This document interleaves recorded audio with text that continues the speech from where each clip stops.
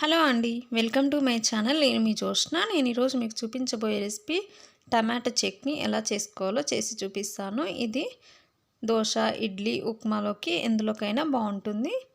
దీనికోసం నేను టమాటాలు ఇంకా కొత్తిమీర, పుదీనా, పచ్చిమిరపకాయలు తీసేసుకొని పెట్టుకున్నాను.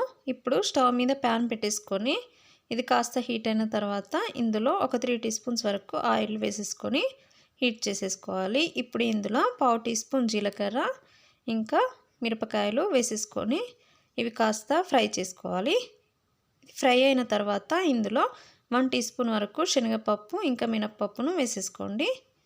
ఇది కూడా కాస్త ఫ్రై చేసుకోవాలి.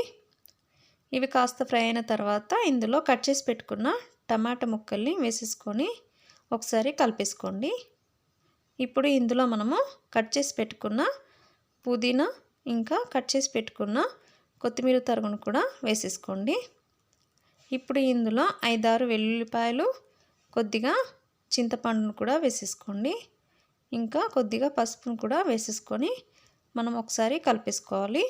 మూత పెట్టకుండా ఒక 2 మినిట్స్ పాటు దీనిని ఫ్రై చేసుకోండి.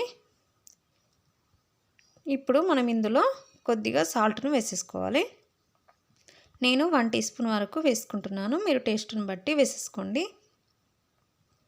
ఇప్పుడు మూత పెట్టేసుకొని 5 to 10 మినిట్స్ మీడియం ఫ్లేమ్లో పెట్టేసుకొని కుక్ చేసుకోవాలి. ఈ టమాటాలు కనీసం హాఫ్ కుక్ అయ్యేంత వరకు మనము వీటిని కుక్ చేసుకోవాలి.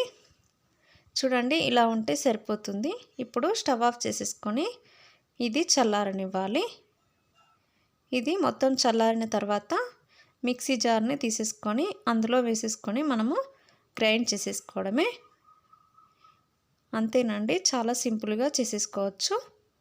చాలా ఫాస్ట్గా కూడా రెడీ అయిపోతుంది ఈ చట్నీ.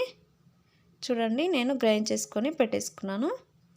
ఇప్పుడు మనము పోపు వేసుకోవాలి.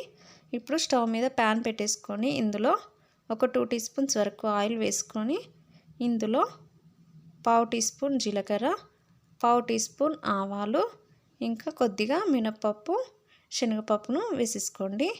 ఇంకా కరివేపాకు రెమ్మలు 5-6, ఒక 2-3 ఎండుమిరపకాయలను కూడా వేసేసుకొని ఈ పోపును ఫ్రై చేసుకొని స్టవ్ ఆఫ్ చేసేసుకొని ఈ పోపుని మనం అందులో వేసేసుకోవడమే.